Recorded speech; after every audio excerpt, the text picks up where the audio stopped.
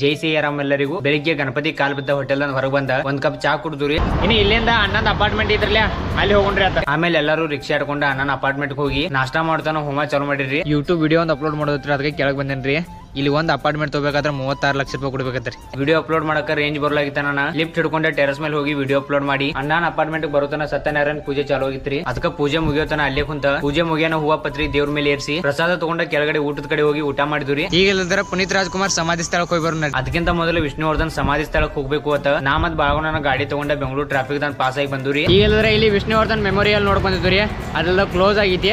ಮತ್ತೆ ಪುನೀತ್ ರಾಜ್ಕುಮಾರ್ ಹೊರತಿರ್ಲೆ ಅದ್ be close ಆಗಿರ್ತೈತ್ರಿ. ಅದಾಗನ Rajarajeshwari ದೇವಾಲಯಕ್ಕೆ ಹೋಗಿ ಹೆಲ್ಮೆಟ್ ಗಾಡಿಗೆ ಲಾಕ್ ಮಾಡಿ ಗುಡಿ ಒಳಗೆ ಹೋಗಿ ದೇವ್ರ ದರ್ಶನ ತಗೊಂಡ ವಾಪಸ್ ಬಂದ. Train time ಆಗಿತ್ತಾನ. ಮೆಟ್ರೋಕ್ ಹೋಗಿ ಅಲ್ಲಿ ಸ್ವಾತಂತ್ರ್ಯ ದಿನ ಸಲುವಾಗಿ ರಂಗೋಲಿ ಹಾಕತ್ತೀರಿ. ಅದನ್ನ ನೋಡಿ ಸ್ಟೇಷನ್ ಬರ್ತಾನ ನನ್ನ ಅಭಿಮಾನಿಗಳು ಭೇಟಿ ಆದ್ರಿ. ಅವ್ರ ಜೊತೆ ಮಾತಾಡಿನು. ಈ ಟೈಮ್ 12 ಗಂಟೆ ಐತ್ರಿ. ಇವ್ರು ರಾಯಬಾಗ್ ಬಂದು ರೀಚ್ ಆಗಿದವು. ಇವತ್ತಿನ ಬ್ಲಾಗ್ ಎಲ್ಲ ಚಾನ್ಸ್ ಲೈಕ್ ಶೇರ್ ಫಾಲೋ ಮಾಡ್ರಿ. ರಾಧೆ ರಾಧೆ.